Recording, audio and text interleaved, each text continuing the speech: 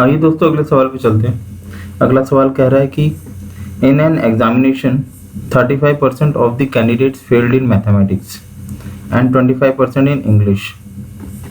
If 10% failed in both mathematics and English, then how much percent of candidate passed in both the subjects?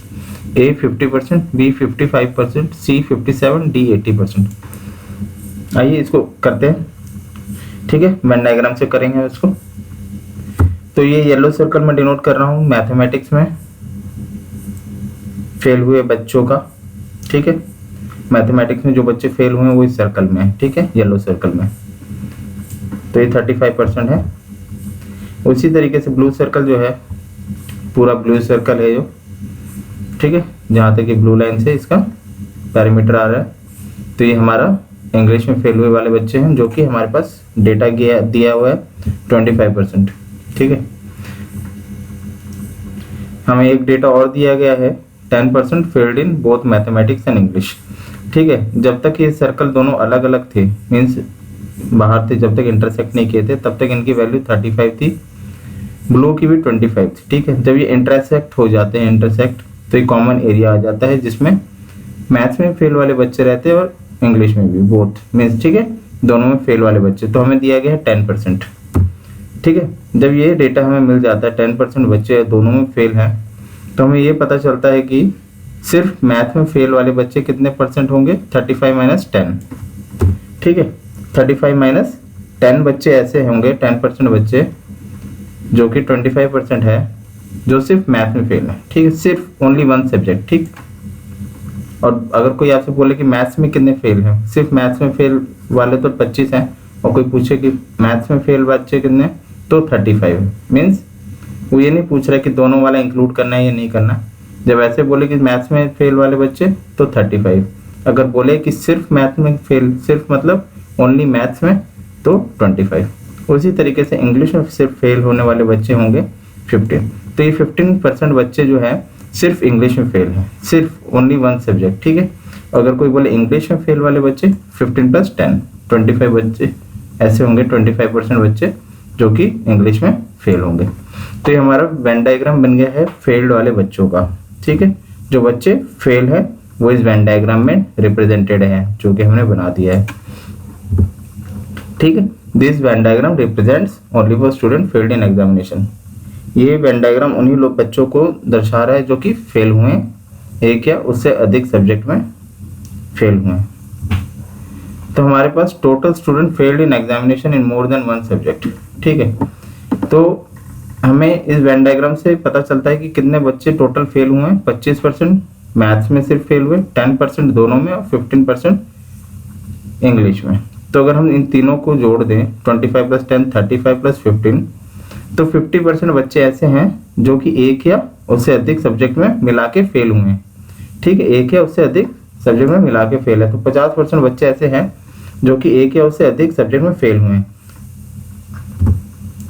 तो total failed student हमारे पास आ गए 50%, ठीक है। अभी हमें ऐसे बच्चे निकालने हैं जो दोनों सब्जेक्ट में पास हैं, ठीक है। दोनों सब्जेक्ट में पास वाले बच्चे निकलते हैं 100% बच्चे जो कि एग्जामिनेशन में बैठे थे माइनस 50%, ठीक है। Student pass in both subject कैसे निकलेगा, 100% बच्चे जो कि एग्जामिनेशन के बच्चों की स्ट्रेंथ है माइनस 50% इज इक्वल टू 50%, जो कि ऑप्शन ए है आपका, ठीक है, ऑप्शन ए, ठीक है। ये करने का एक ये तरीका हो गया। फॉर्मूला अगर आपको पता है कि फॉर्मूला में कैसे यूज करना है ऐसे में, तो फॉर्मूला में लोग कभी कभी NA में ये डाल देते हैं 25, NB सेट NB में ये इंटरसेक्शन वाला, तो ये ठीक है 10, ठीक है। तो फॉर्मूला भी और एक और मेथड बताऊंगा, जैसे फेल्ड स्टूडेंट का वेन डायग्राम को आप कन्वर्ट कैसे कर सकते हैं पास्ड स्टूडेंट के वेन डायग्राम में। तो ये येलो सर्कल मेरा फिर से वही मैथ्स वाला है, ठीक है। पूरा डेटा सेम है, इसके अंदर मैंने डेटा नहीं लिखा। 35 - 10 सिर्फ मैथ्स वाले बच्चे का डेटा मैंने इसमें नहीं लिखा है। उसमें भी इंग्लिश में भी सिर्फ इंग्लिश में पास वाले बच्चों का डेटा नहीं लिखा है, ठीक है। इंग्लिश में पास वाले बच्चे 25 है, मैथ्स में पास वाले 35, और दोनों में पास वाले फेल वाले बच्चे 10 है, ठीक है। फेल का वेन डायग्राम है। तो 35% बच्चे फेल है, 25% बच्चे इंग्लिश में फेल हैं, और 10% दोनों में फेल है। तो ये हमारा वेन डायग्राम दोबारा वैसे ही बन गया, वेन डायग्राम फेल्ड स्टूडेंट का। ठीक है, फॉर्मूला यूज करना मैं बता रहा हूँ कि फॉर्मूला से कैसे आप करेंगे। तो हमें पता है कि n A union B means ये दोनों सेट की वैल्यू ए यूनियन बी, ठीक है। एन ए मतलब ये येलो सर्कल, टोटल पूरा येलो सर्कल, ठीक है, यहाँ तक, ठीक है, इसमें बोथ भी इंक्लूड हो जाता है, ठीक है, ये वाला पूरा जहाँ तक आप देखिए हाईलाइटर है, तो ये n A set n A होता है, और ये इंग्लिश का पूरा टोटल यहाँ से लेके पूरा सर्कल, ठीक है, पूरा सर्कल एन बी होता है, माइनस ए इंटरसेक्शन बी ये होता है, ठीक है, ये एरिया बोथ वाला। तो सीधा से हम फॉर्मूला डाल देते हैं। एन ए हमारे पास पता है कि पूरे मैथ्स वाले बच्चों की संख्या है 35, इंग्लिश वाले बच्चों की है संख्या 25, और दोनों में फेल वाले बच्चे का है 10। सीधे से फॉर्मूले में डाल दीजिए, 35 प्लस 25 माइनस 10 कितना हो गया आपके पास, 50% आ गया। मीन्स ये पूरे सेट की वैल्यू आ गई ए यूनियन बी।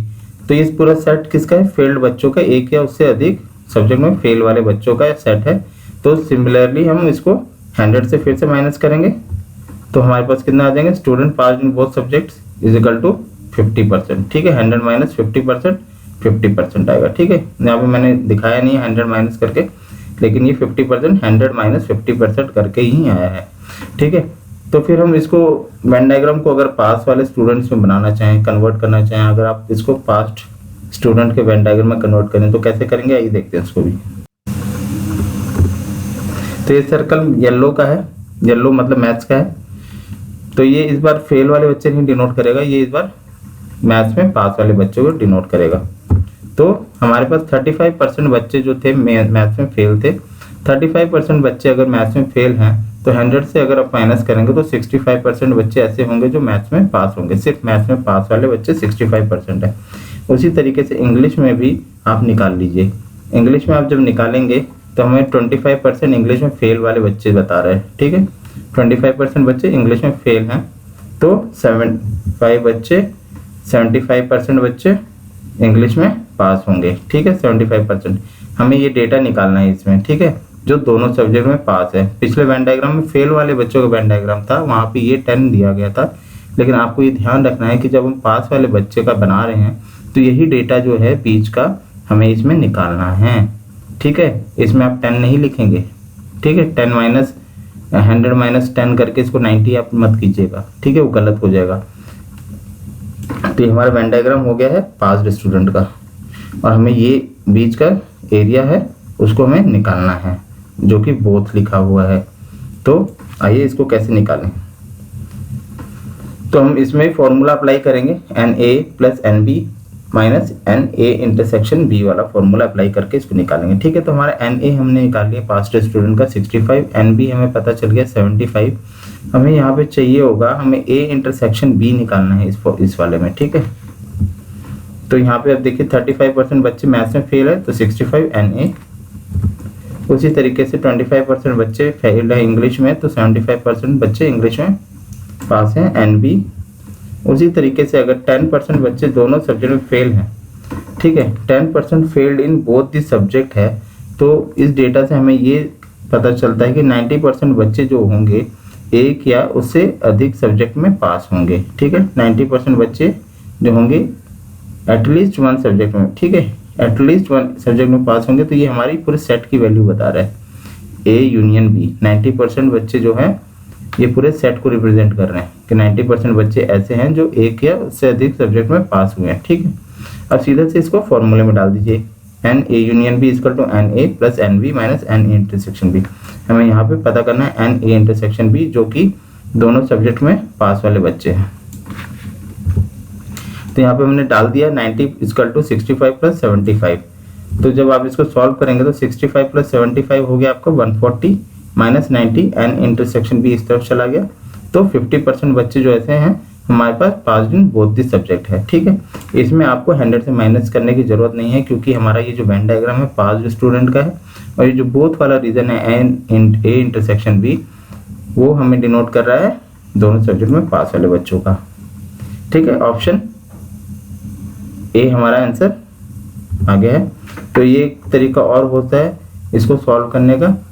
आशा करता हूँ आपको समझ में आया होगा। अगर नहीं समझ में आया तो कमेंट सेक्शन में अपने डाउट पूछ सकते हैं, मैं कमेंट सेक्शन में भी ट्राई करता हूँ लोगों को रिप्लाई करने का। ठीक है, तो अगर आपको वीडियो पसंद आए तो लाइक शेयर और अपने दोस्तों के साथ भी शेयर कीजिए जो कि गवर्नमेंट एग्जाम्स के लिए तैयारी कर रहे हैं। Thank you for watching.